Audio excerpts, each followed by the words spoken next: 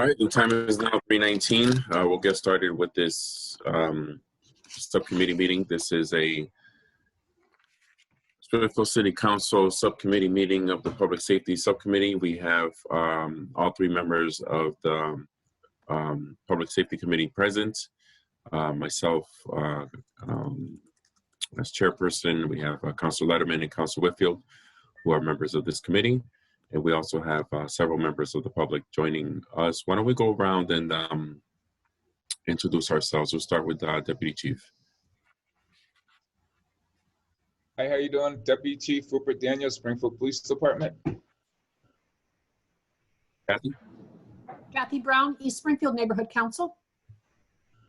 Ed Pakula? Ed Pakula, City Solicitor. Karen? Cheryl Moynihan, Pioneer Valley Project. Karen? Did you say my name? Yep. Tara Parrish, resident of 208 Belmont Ave and director of Pioneer Valley Project. Danica? Hi, my name is Shinka Young, and I am a current school adjustment counselor in the city of Springfield.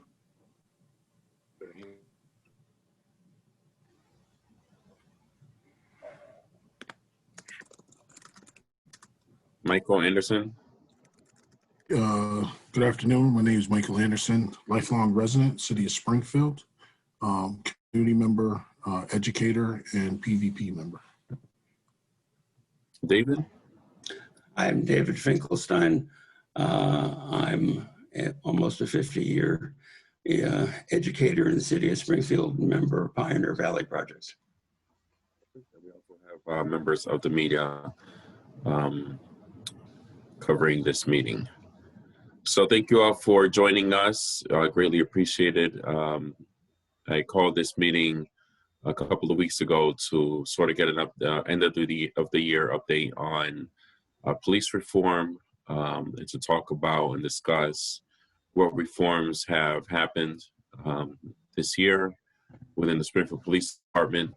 As you know, the Springfield City Council made four very specific recommendations for police reform back in June.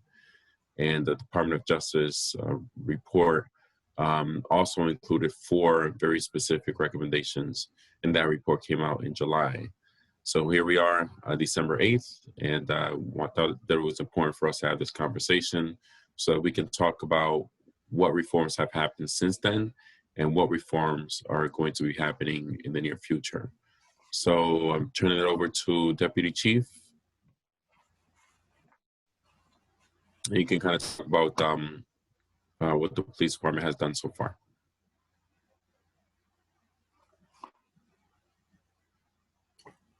You're on mute. You're Deputy, muted. you're muted. Zoom, it's gonna be the death of me. Can't wait until we get back to in-person meetings. But that being said, so there was four recommendations or four issues that the DOJ wanted us to address. And the first was enhanced reporting and review procedures. So right now, as we spoke to you guys about this before, the new RMS system will alleviate many of those reporting issues. We are looking for a system that will incorporate our reports with the arrest or offense so that they are easily trackable. That was one of the major problems with it. You know, we couldn't, you know, one report would be in this room, another report would be in another room. This will put everything together. We want a new system also to include an audit capability to track the officer's history and offenses and complaints so that we can implement an early warning system. Yesterday, myself and members of the Internal Investigations Unit, we talked with a vendor that has that type of software. It was very promising, so hopefully we can add that to our RMS system. Right now is the actual project, because of COVID, there's, like, our department alone has 16 officers and civilians involved in picking the right product for the RMS system. Plus you have the fire department taking a lead in the dispatch department. We all have to be able to get together in one area, and because of COVID, that's been kind of hard. But in January, there's a place that the school department uses. It's got like 3 separate rooms and one person can talk. So we'll get together, and at that meeting, we're gonna weed our vendors down. I believe we have like 6 vendors now. We're going to bring it down to 3, and then after that, we're going to start having them do demonstrations. So hopefully, beginning of next year, we should have an idea of which RMS system we're going to use.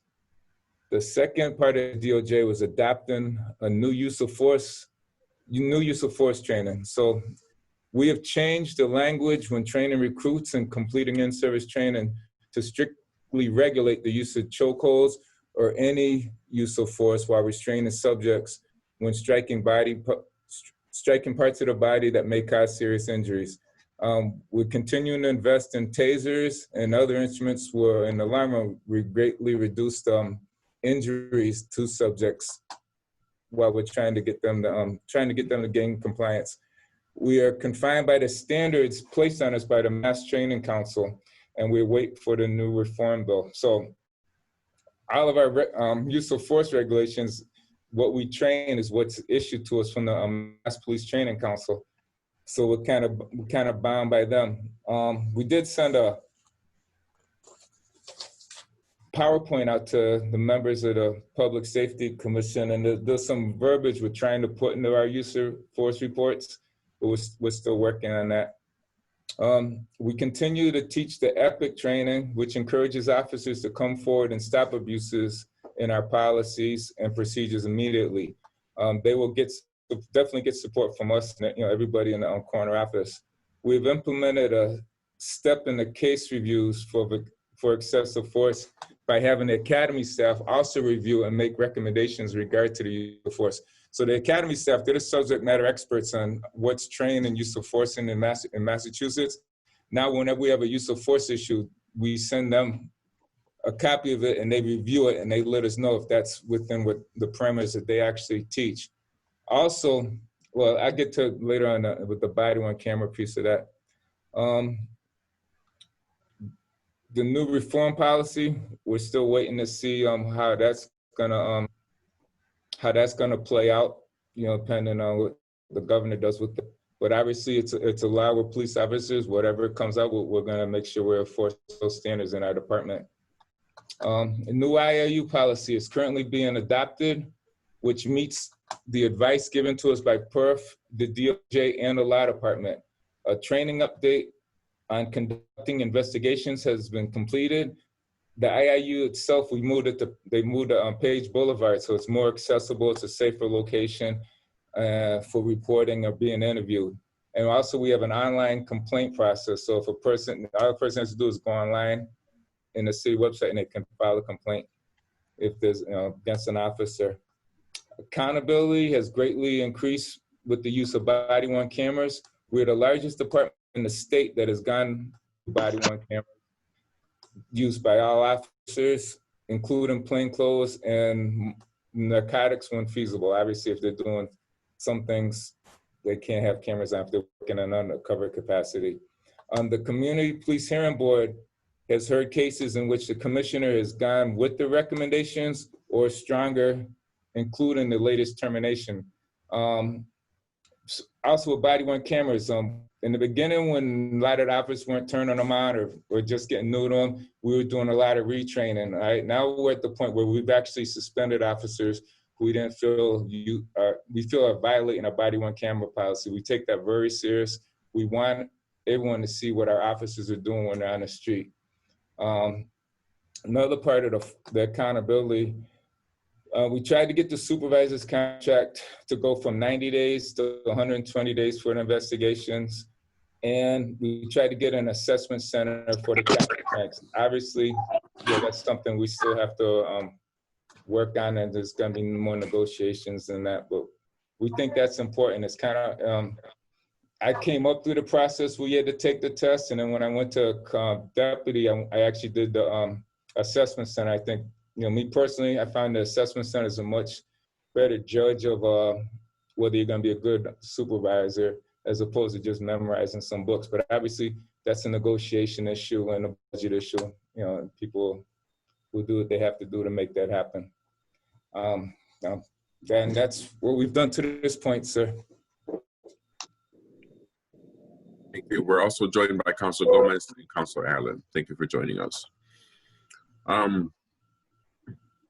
Deputy, before we move on, I have some questions regarding the recommendations from the city council, and I just pulled up the letter that we sent, or the report that we sent. You mentioned chokeholds. Yes, sir. Is there anything specific in the use of force policy that says that chokeholds and or carotid restraints are explicitly banned? No, sir. Why not? Say again? Why not? Right now, if a person, we don't want to, us personally as law enforcement, we don't want to outright ban them. We're obviously absolutely forbidden. We don't train them. We would not want anyone to use them any kind of like trying to restrain a person, anything like that. But when you get into a life and death situation, it's kind of hard for me to tell a person what they need to do to survive. I mean, me personally, I chased a person a long time ago when I was on the street. I ended up away from my partner, I tackled the person. Next, you know, the person's trying to put the cord around my neck. You know, if I had to choke the person to get them to stop, I would have did it because I don't want to die. You know, so it's hard for me to put that in. But obviously, if the and that's pretty much across the board. Like anything that causes death or can cause death or serious bodily injury, that's a last resort, and that's only to try to save a person's life, be it your life or somebody else's life. So that's kind of like, we don't have that in there. Obviously, if the state mandates it, then that's something then we'll definitely do. But it's kind of hard to put myself in an officer's position, and then if that's the only thing to do that they can do to keep themselves from getting killed, I couldn't justify telling them not to be able to do that. But it's pretty much when they're training, they're told don't. It's not a method of restraint. It's not something used. It's a very last resort, only if we have to. And I appreciate you sharing that with us, because I think that's I think that's a legitimate concern, right? If an officer is in a situation, a life and death situation, then he has to resort to lethal force. And I think that the argument has been made that chokeholds shall be banned unless it is a situation where lethal force is justified, right? The issue that most people, and the issue that I have, is the fact that chokeholds have been used in a way to sort of a first resort, which has led to injury or death of innocent, unarmed people.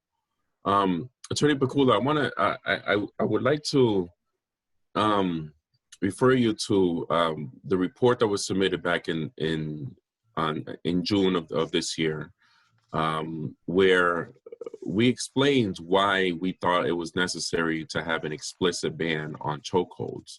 And one of the issues that I pointed to, which was a huge concern, is we all know about the high-profile death of Eric Gardner at the hands of the New York City Police Department. And in that case, even though the department continued to say that, you know, we don't teach chokeholds, we don't tell our officers to use chokeholds. Basically, they were using the same sort of ambiguous policy that we're using, that we currently have. And one of the reasons why the grand jury found no reasonable cause to indict that officer on criminal charges was because, according to them, their policy was ambiguous. It did not explicitly ban chokeholds.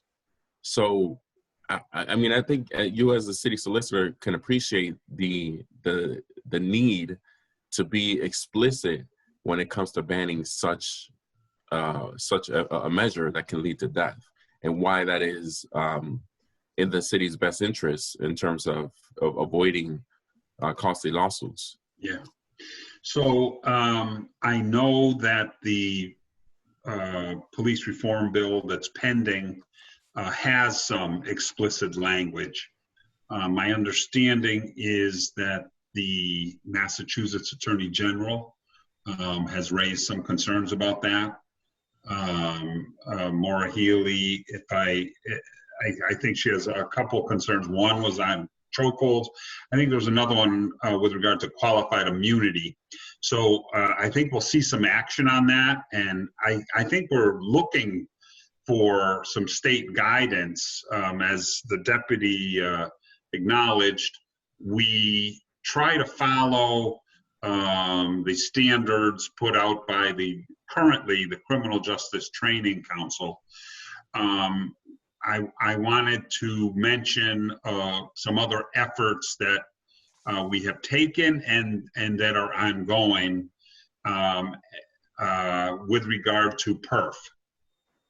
PERF is a consulting firm that has national, one of the top reputations, utilized by departments and government agencies and legislatures, etc. And we retained it for two very specific issues. One was with regard to the whole disciplinary process, the IIU policies, the CPHB. And we received a report on that back in April of 19. And so there was a number of recommendations there, and we are following through on all of those. I tried to get Representative Perf here today. The representative said he could be available. He just didn't have enough notice to get here for today, but he will participate in a Zoom.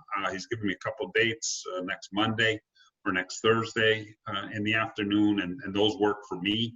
So he can talk about that report.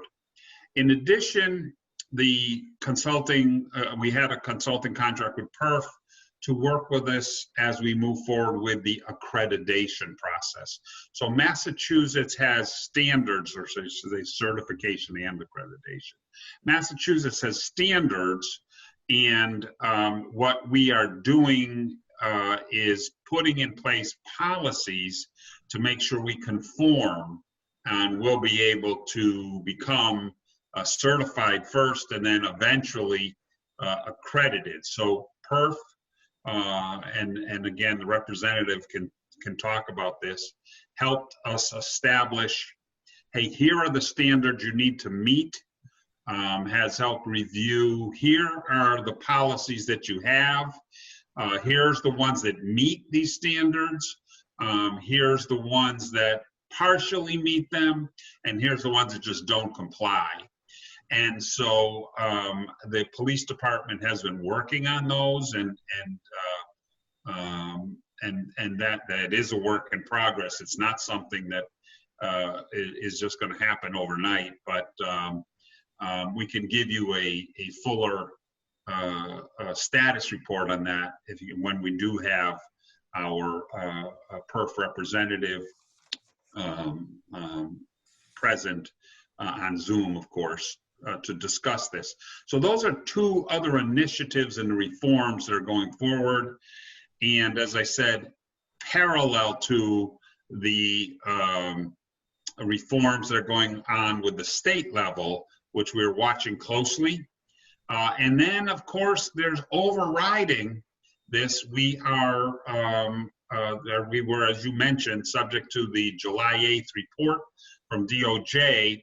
And we have been having a lot of back and forth with them to come to some agreement as to having a resolution of that case, if you will.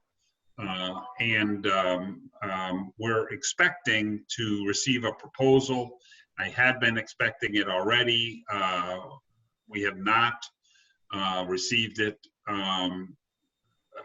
As I said, I hope to receive it before the end of the year. But whenever we do, we will continue working with them. We're working with Judge Ireland and advising the mayor on that issue. So we're working hard to put all of these things are connected. The stuff that the deputy discussed, the stuff that I have discussed, you know, we were involved with the DOJ investigation. We turned over tons of information, And as things were brought up, we had tried to respond so that it wouldn't be reactive. We tried to be proactive in whatever feedback we're getting. And I think we've got some of that, as the deputy has pointed out.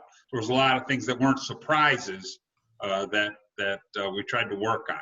Since then, there has been more feedback.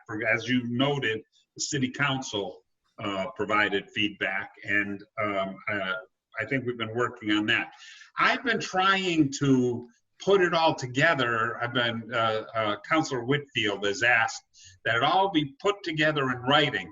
The problem has been it's been a moving target, as every time I think, okay, here we go, it keeps changing. So I have said that by Friday, I will have a full list of everything that incorporates all of the things I've just talked about, all the things that the deputy has talked about, and I will get that to Councilor Whitfield and the rest of the council so that there will be greater transparency, and you can see more than just us discussing this, some of the specifics of what's going on. So that's what I can add today. I hope that addresses some of your questions. I'm happy to try to address more.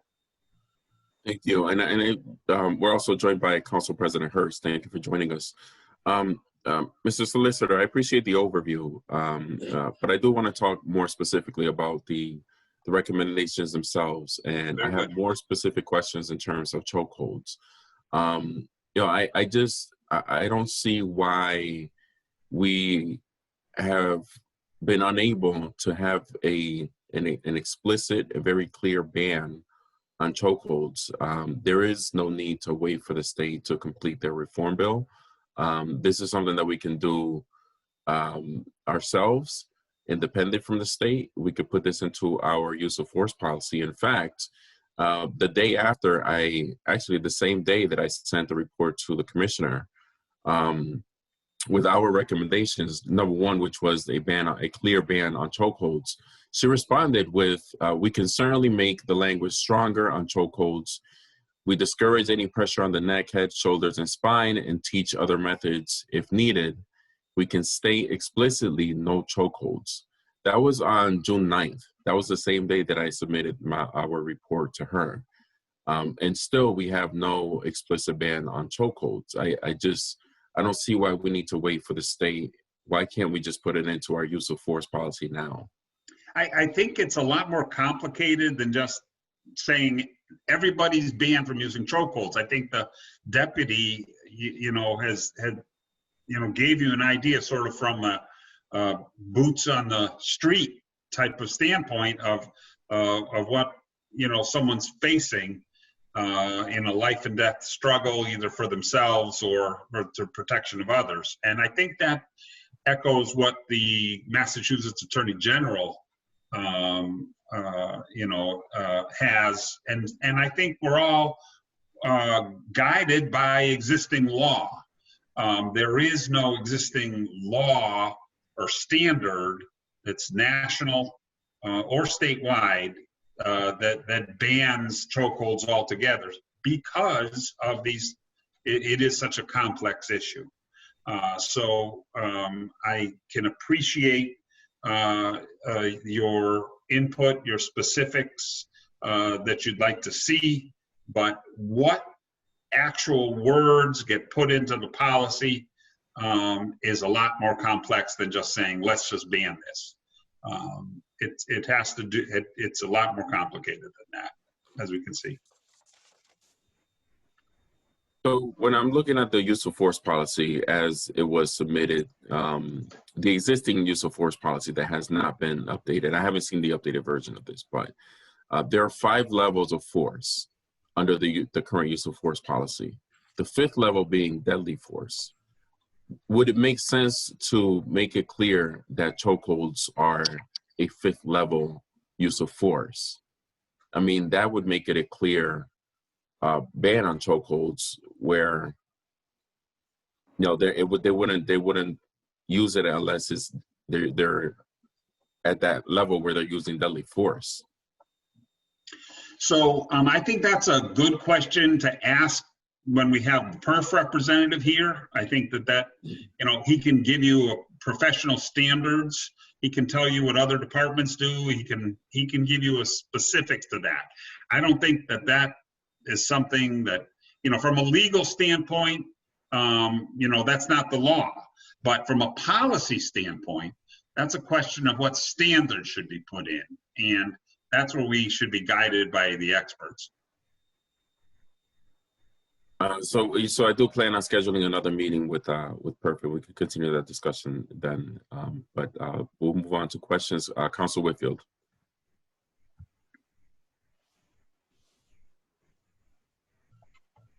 Sorry, I couldn't get back to my little screen. And I just wanted to say thank you for getting the list. I know it's fluid and it's forever going to change. So I definitely understand how difficult it can be putting it together. I wanted to ask Deputy Chief Daniel about the audit software. Is there like a cost that you guys have? Roughly, do you know in what ballpark that would cost? We just have talked to one vendor, and I believe it was $9,800 plus a year, and then I think there was an initial startup of $3,000 that they have to do to get everything going, but it's like a reoccurring thing. But I was just talking to one vendor, so you know, when we start talking to others, I don't know exactly what that is, but I know the RMS project is very there's a lot of money for that. I believe that's well over $1 million. Oh, well over $1 million. Okay, and when implementing the audit software, you mentioned that it would be able to, you know, have reports about officers that, you know, keep committing these or keep having civil complaints against them. And you said, I don't know if this is what you said, this is a question and I'm saying it like you said it, but did you say there will be some disciplinary action based on that feedback? Okay.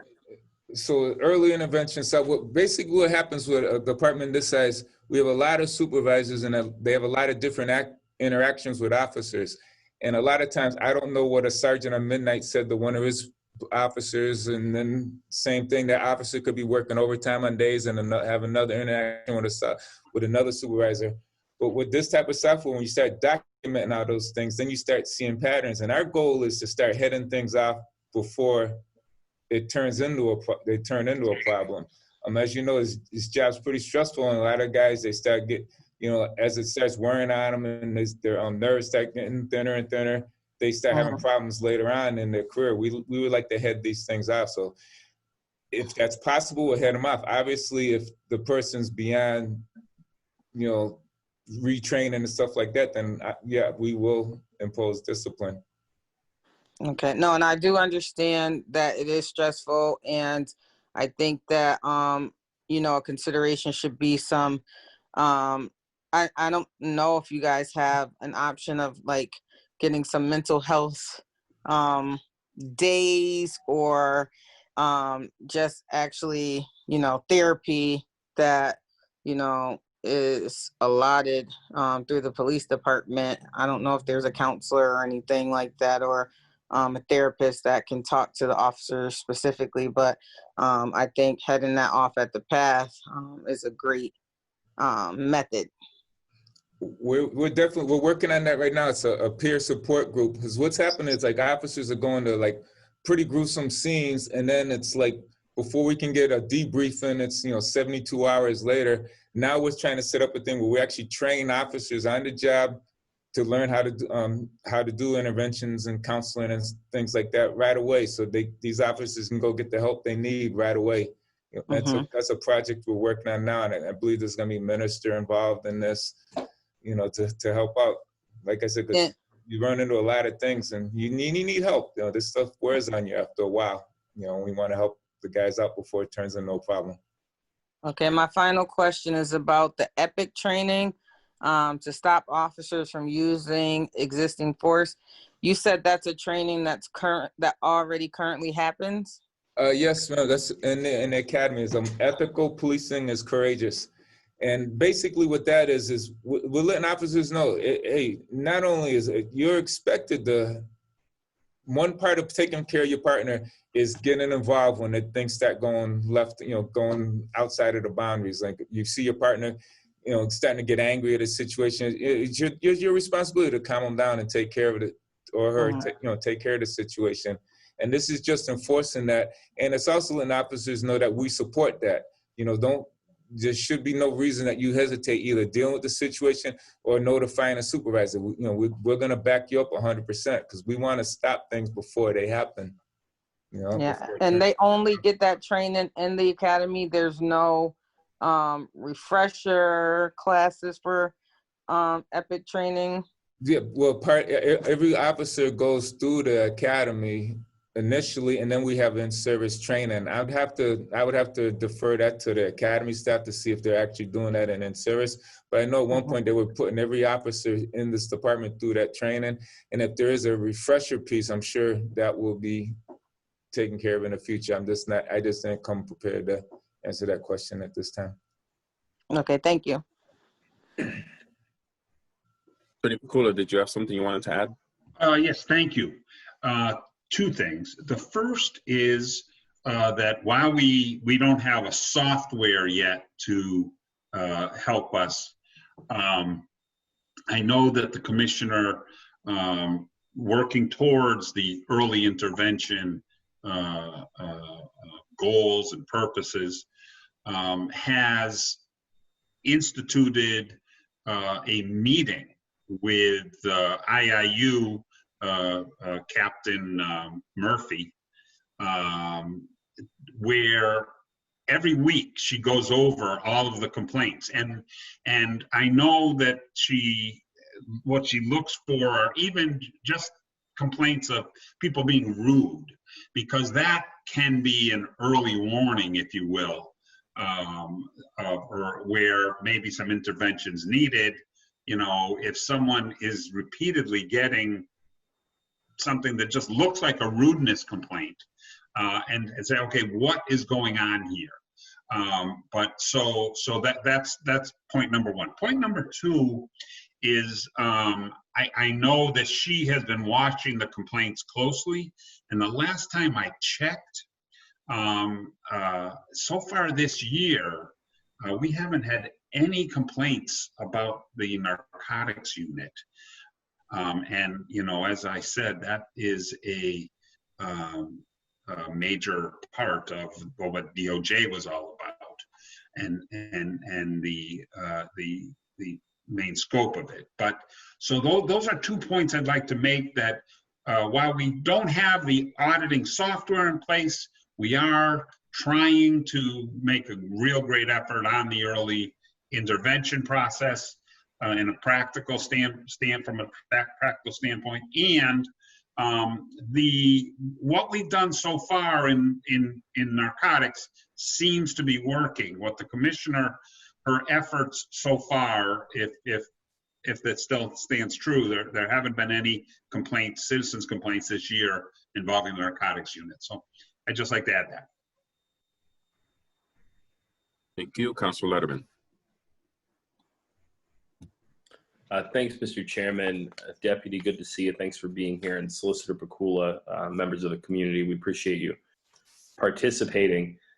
A couple of questions to start off. We've had a lot of talk about the policies and procedures. I know in the PERF report, one of the major items that was brought up was a sort of lack of clearly dictated policies and procedures within the department, at least in written form.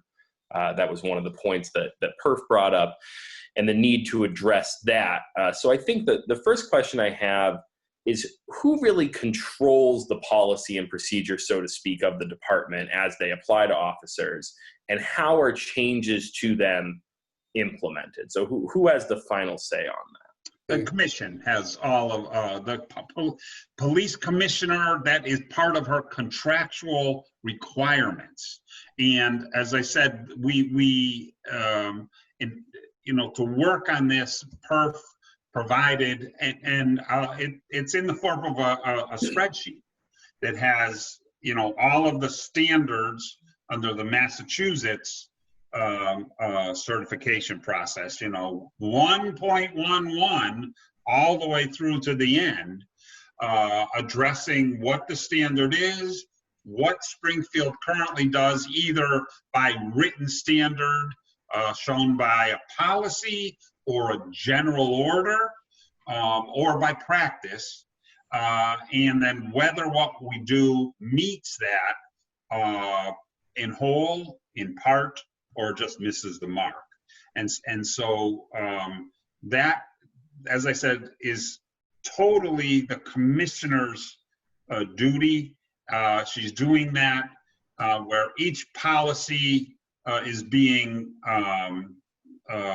reviewed, and then changes to it are being vetted at the level of going down the org chart, if you will, through the various bureaus and units to get the feedback on the proposed changes, and then coming back to her to finalize. And as the deputy said, that's what we're doing with this IIU policy. We had gotten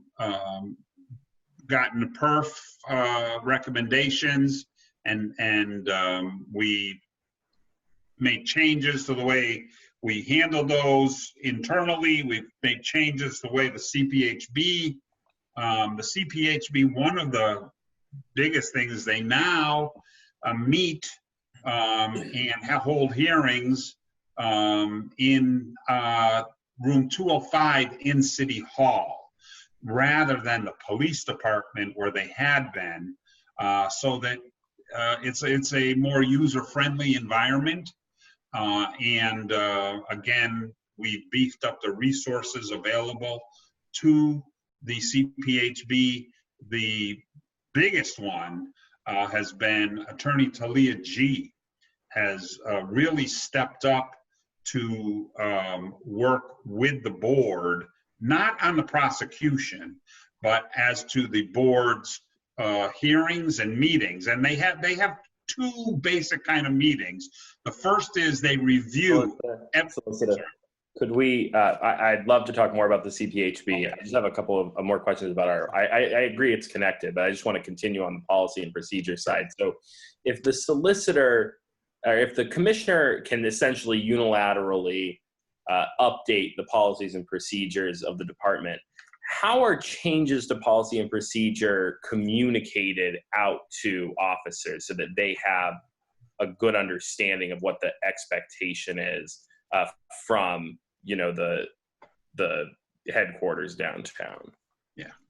So it is a phased process where the development of them, and then the issuance of them, and then the implementation. And implementation, does involve making sure that it's properly communicated, but also there's many times need for training. So it can be just communicated at a roll call, and there is some level of training that's professional standards of what they call roll call training. But beyond that, again, it is implementing department-wide through in-service. And so when you have 500 officers and you need to schedule that in-service training, whether it is mandated state certification that the state issues, or whether it's supplemental types of changes that happen at the departmental level. So for example, I have, since Commissioner Clapperud's been working, she asked me to report weekly to the police academy to discuss changes, and we've been doing that. And when the report came in from DOJ, we changed some of the curriculum there to talk about the 4 areas, and in particularly the enhanced reporting, not just on the macro scale, but just as an officer, as a matter of practice, making sure that we improve our reporting aspects in what's contained in the arrest reports or special reports. And Solicitor, with respect to the analysis of the department's policies and procedures in the areas that exist, as you put it, sort of by practice as opposed to in written policy, I think this was an area where the PERF report was pretty clear. One of the issues was if it isn't in a written policy, although past practice can be considered, one of the issues was if you were trying to issue a charge letter within our own sort of disciplinary process, that was getting sort of taken up in arbitration later on to say, well, maybe this practice was not explicit enough. And so I think that it sounds like that's a key area. Where are we in solidifying any sort of unwritten policies in policy? And to that same point, I think that speaks to the accreditation process, which the City Council was certainly very supportive of. Where are we in the accreditation process, and how does that fall into it, to having a set of policies and procedures that can be referenced easily, that are understood by all of the officers as essentially the expectation from headquarters? Where are we on that since the DOJ report came out and since we got the PERF report before that? I'm going to ask the deputy to respond, because I think he sent a PowerPoint out to all the members of the committee on that specific issue, talking about the number of policies, how many complied, how many were in process, and how many didn't. And maybe I don't have that document in front of me, but I'd love to hear from the deputy, and then I just have one more question, and I'll turn it back over to the chair. Okay, so yes, I have that. When they initially came back to us, we had 25 of our policies that actually met the standard. We had 97 that partially met the standard, and then we had 16 of the ones that we were just past practice. We didn't have anything in writing.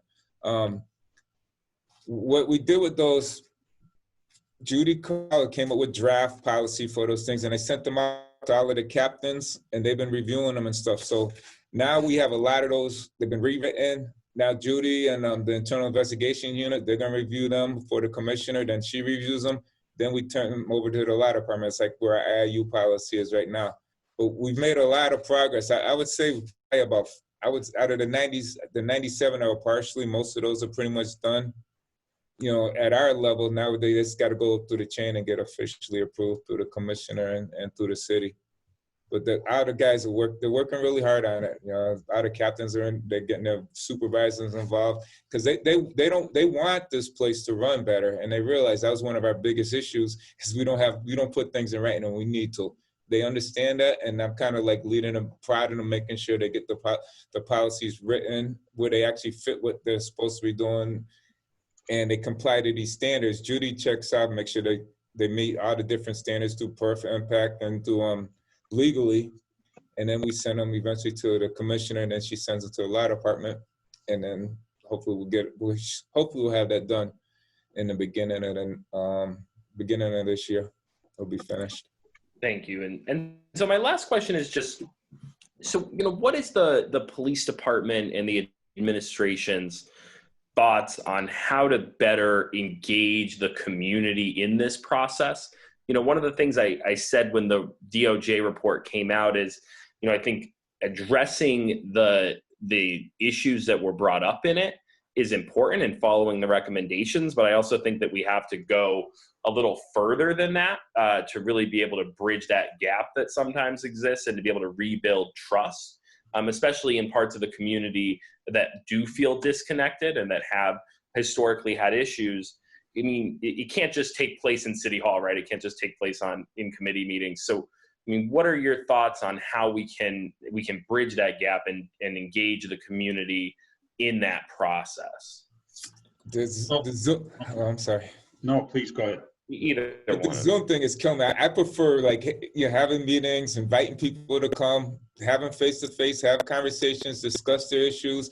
And sometimes like people want things changed, but legally, I mean, we're obligated to do things a certain way. You know, there's a certain way you arrest a person. There's a certain way you take them to the ground, you know, and stuff. I would like to get an opportunity to explain that to people. So if there's some way we can put together a form, I mean, we have a bunch of people that have no problem talking to people about different issues like that, you know. But right now, and I can appreciate that the pandemic certainly presents its own challenges in terms of the fact that we can't actually physically gather. And you know, I hope we're turning the corner on that.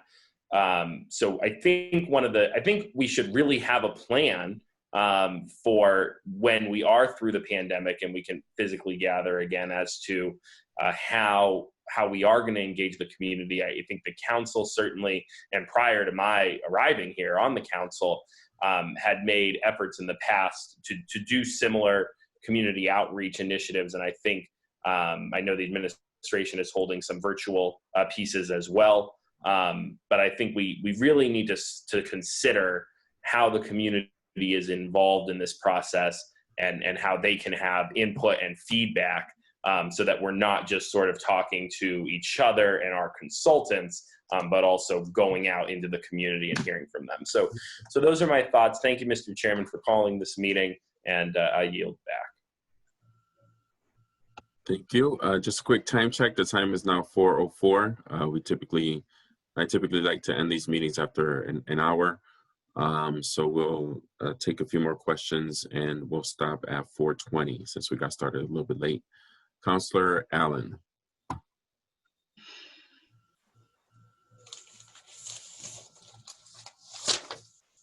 Thanks, Mr. Chair. Thank you. Hi, everybody. I'm just, for the deputy, a couple questions. So I'm trying to just figure out all the different sources of things that are coming into this new policy, the new policies you were just referring to, policies that met the standard or partially met the standard.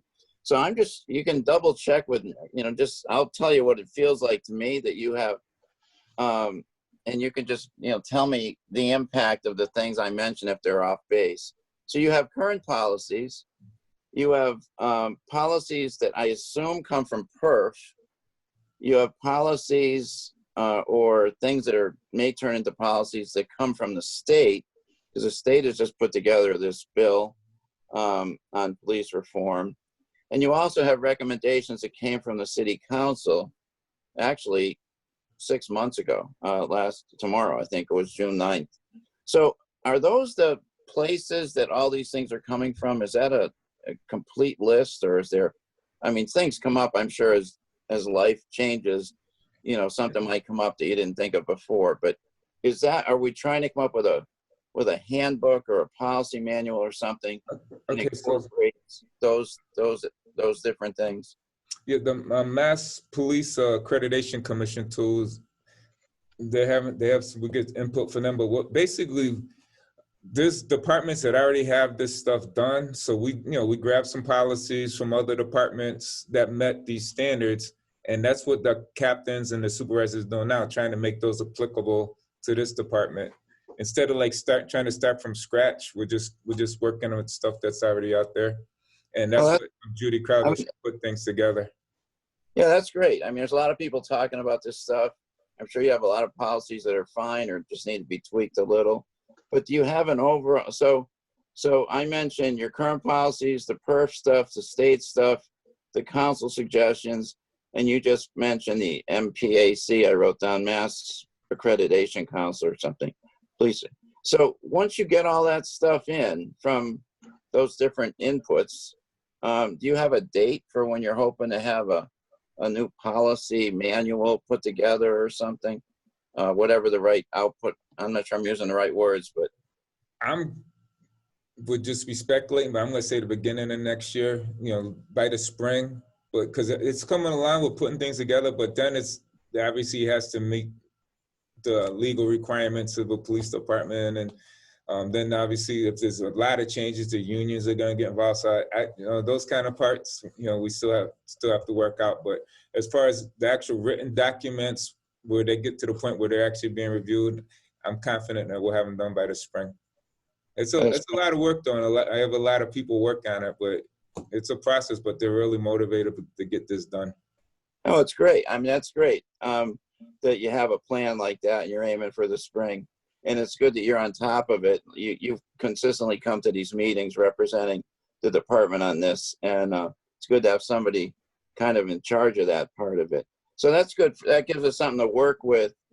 So by the spring, we would have a draft of policies that obviously probably would be reviewed by our law department, and then you have to bring to the unions, et cetera, for approval or whatever the right word is, getting input anyway.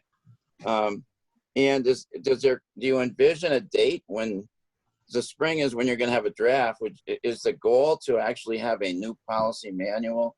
Yes, absolutely. We're putting it together in a manual format. Matter of fact, there was a captain that retired, I believe last year or the year before. He had already started it. So we basically have a format, the different chapters and everything. We're just putting the book together, and it's going to be one manual. And then we have a software program that when we update the policies, it just updates them. And only every time an officer opens to the new policy manual, he just sees the most updated. Right now, the way the system is, there's like changes that chiefs made like in the 70s. It's still on the books. I don't know if it's been rescinded or it's not. But with this new software and putting together the one document, it'll be easy to stay abreast of what the latest and greatest policies are for our department. That's good. I mean, I'm thinking of, this has always been something we've talked about, but it was exacerbated this year by the death of George Floyd. And then that was in late May, I think. And then the city council, we had a kind of a photo moment on the steps of City Hall, which is June 9th. It would be kind of cool if we could get, a good draft of the whole thing, or get past the draft and get some approvals, and say within a year of the George Floyd death, or within a year of our little photo op on the steps of City Hall, that we had a new manual. And that doesn't need to be that. It's just kind of it would make some sense to say a year after George Floyd died, we have a new manual, and maybe not everything's perfect at that point, but it's perfect enough to pass out. It's good that I think for us on the council, it helps to have kind of some markers that we can aim for. And we know you're working hard, just not a criticism at all. It's just knowing you're working hard on it. I don't know how you find time to work on manuals when you're protecting the city, et cetera, but it's great that you can do it. And I think it would be kind of a marker for all of us to help you get there, whatever we can do to help you get there, be part of a review here or there, whatever. But that's good that's what I was looking for, just kind of a game plan of how we get there, and have something that we can say we accomplished, particularly after the George Floyd situation. That would be really, really nice to have a new, to be something positive out of that situation, which was horrible. Okay, thanks. That's my question, Mr. Chair. Thank you. Thank you, Counselor. That's some great points that you made, and I concur. I think it would be great if we could have sort of a 1-year update when the time comes. Attorney Pakula, I see your hand up. Was that from earlier, or did you have anything that you wanted to add? Yeah, I think it's mostly been covered. I think you're going to have another meeting coming up, and we can expound on some of these things. I'd like to talk more about the CPHB and their role in outreach. Which is an important part of what they do. And then I'd like to just add that the DOJ has been a source. For example, one of the commissioner's plans that is in process has been training, if you will, at the executive level. We promote people and then say, okay, you've got a new job. But the training that's made available to someone really as a new executive, a police executive. And so we worked with DOJ to get ideas for a curriculum. And they've pointed us at various other communities around the country that have put this together. We're working with AIC right now on that to develop that curriculum as we have various promotions. And you can imagine that differs from, you know, sergeants to lieutenants to captains to deputies. So, but DOJ has also been a source. Yep, I'm planning on scheduling another follow-up meeting with Perf next week so we can continue that conversation. We have a question from the public. Cheryl? Hello, I'm Cheryl Moynihan. I live on Garnett Street in Springfield, and I'm a member of the Pioneer Valley Project. Deputy Daniels, I have two questions. The first is, in reference to the Narcotics Bureau, specifically, what did Commissioner Clapper's statement mean that said the Bureau has been overhauled? And how has the unit been overhauled, and what are the implications for officers that may have been rotated out of the unit and are now interacting with the public? And how can the public have confidence in the officers and how they will, and that they will interact responsibly and appropriately with residents of Springfield, given the findings of the DOJ? One of the things that pretty much the whole leadership of that unit has been changed, and a lot of the officers have been switched out. One of the problems we have with the DOJ report, it didn't specifically name people. So once we find out that kind of thing, you know, we'll be able to address those issues. But like we talked about earlier, there have been no complaints with the narcotics unit. So switching personnel around and changing the leadership, and also we sent them out of some ethics training. That seems to be working. And as far as like what happens when an officer gets moved to another spot, it's the same process. If there's if they're doing something and people make a complaint, or now we got the body-worn cameras, we see people doing things wrong, they will have to answer to that, and there will be repercussions. This commissioner has terminated officers. This commissioner has suspended officers. If there's a person that's rogue or getting out of line, she will do what has to be done. But like right now, like specifically, the units hasn't had any complaints all year. You know, it's like the Mr. Bakula said. Thank you. And my second question is, as the head of the narcotics unit during the time period of the district attorney's investigation, what can you say about the work the other deputy commissioners and Commissioner Clapper are doing to change the culture of the Springfield Police Department? And what are your specific steps that you're taking to build trust between your department and residents in all neighborhoods? Okay. First, we definitely, when we talk to our officers and we talk to the supervisors, we tell them you obviously have to treat people with respect. That's the biggest problem. People want to be treated with respect no matter where you live, how you came up, or anything like that. People want the proper respect. So we're starting to demand that of our officers. We bring that up to them during in-service training, during roll call training, and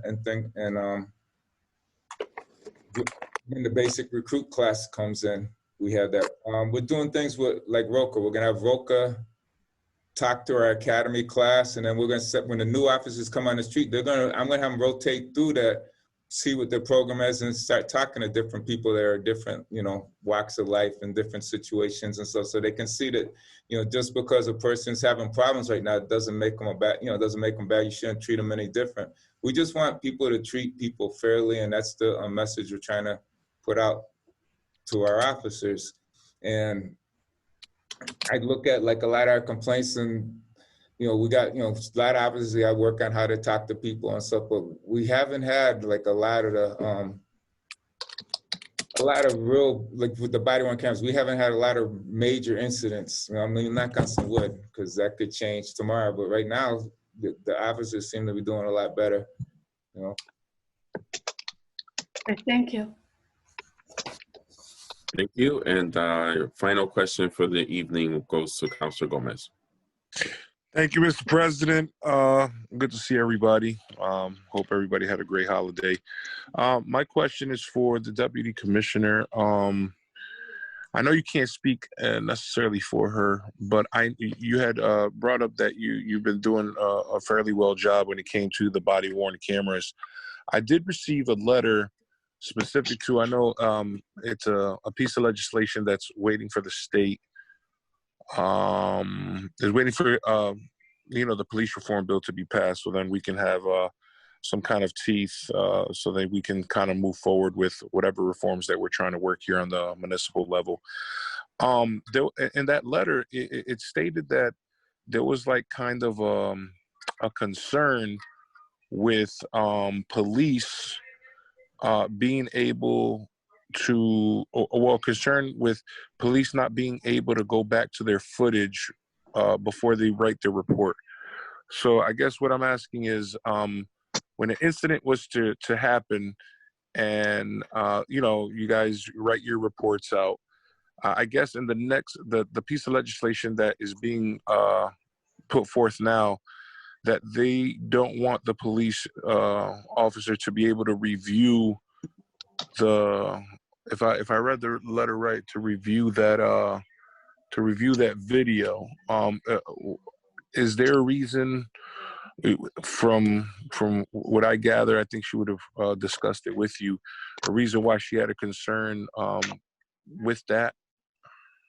Okay, like I said, I can't speak as to what the commissioner was thinking or why she said something, but as to that subject, first off, the review, that was part of negotiations in order to get the union to accept the body-worn cameras that the officers get to review the tape. Basically, our general thing is we want to know what actually happened, right? So we have the body-worn camera, so officer can write down, this is what actually happened, here it is on tape. I don't know, I've heard two sides of the other story, to the other aspect of not showing it ahead of time. In that case, you get like, what was the officer's perceptions, at the time? And then understand. No, I understand, like in the superior standpoint on, if you have to do an investigation, of course you guys would be able to look at them. But I guess after an incident was to transpire, whatever, I think that was kind of, I didn't know if you knew about it. The letter was to the conference committee that went to the state. Obviously, it didn't necessarily come to us, and that was the reason why I asked that question. If you knew a little bit about that, but I don't want to like jam you up right at the end of the meeting with that kind of question. I just thought you probably had a little bit to add into, but I just want to thank you for your service, and look forward to working with you guys and the rest of the council to create these necessary reforms for the residents of Springfield and for the police department. Thank you so much for your time. Thank you, sir. Thank you, Counselor. And that concludes our public safety meeting. I want to thank everybody for joining us. I plan on scheduling another meeting either for Monday or Thursday of next week. I'll keep you all posted as to when that will be. And enjoy the rest of your week.